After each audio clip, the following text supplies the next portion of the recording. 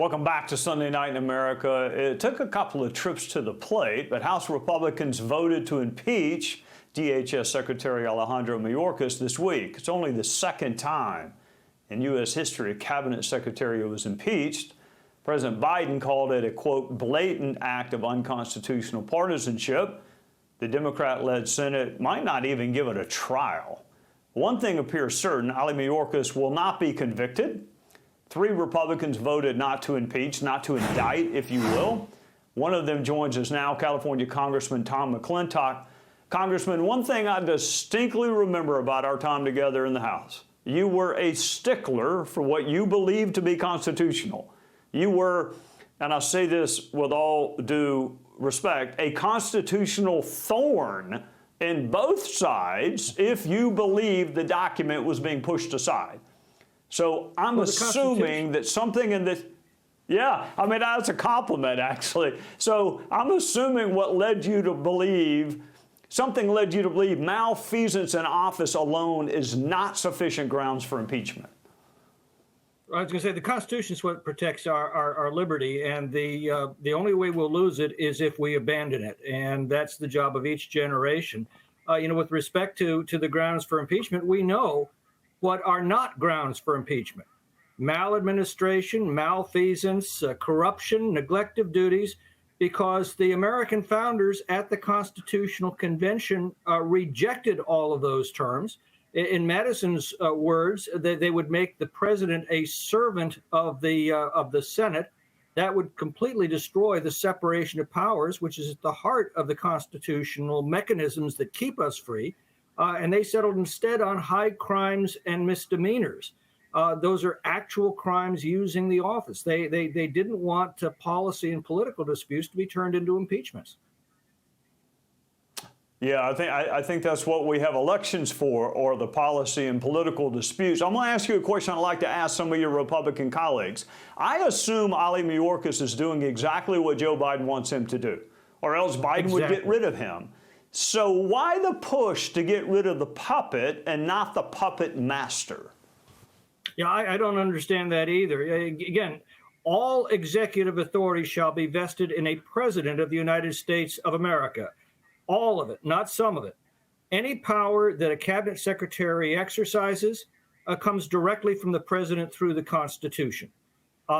He can't serve 2 masters. If the Congress wants him to do one thing and the president wants him to do another, his duty is always to the president, as long as he's acting within his constitutional authority.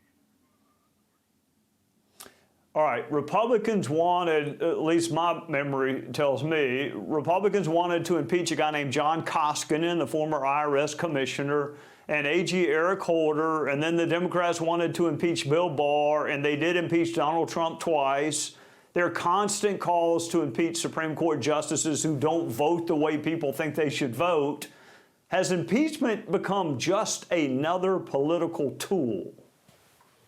I'm afraid it's becoming that, and that's what the founders feared. They didn't want that to happen, and yet we're now watching it unfold before our eyes, and that's very disturbing, because if this is allowed to continue, it's going to become a fixture in our national life whenever the White House is held by one party and the Congress by another. Before I let you go, the latest on the border security versus military aid for Israel and Ukraine and Taiwan. I mean, I don't know why Republicans have to negotiate over border security. That's something that a nation ought to have regardless, but they seem to all be mixed together. How is it going to sort out? Well, I'm a big believer in single subject bills. That provides a clarity you can't get any other way. The impact on the discussions has been to produce a stalemate. I think we ought to take these issues up separately. But with respect to border security, it's not a question of passing new laws. It's a question of enforcing our existing laws.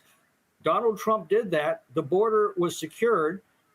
Joe Biden, on Inauguration Day, reversed all of those policies and began the largest illegal mass migration in our country's history. So we need to enforce the existing laws, and that can't be done by Congress. Congress writes laws. We cannot enforce them. Ultimately, This was set in motion by the American people when they elected this administration, and it can only be fixed by the American people, replacing it with an administration that's actually devoted to securing our borders and upholding the rule of law and protecting the American people. As you say, take care the laws are faithfully executed. That is the job of the president. Tom McClintock, once again, citing the Constitution as he did when we served together. That is his guiding document. And thank you so much for joining us on a Sunday night, Congressman. Thank you for having me, Trey. Hey, Sean Hannity here. Hey, click here to subscribe to Fox News YouTube page and catch our hottest interviews and most compelling analysis. You will not get it anywhere else.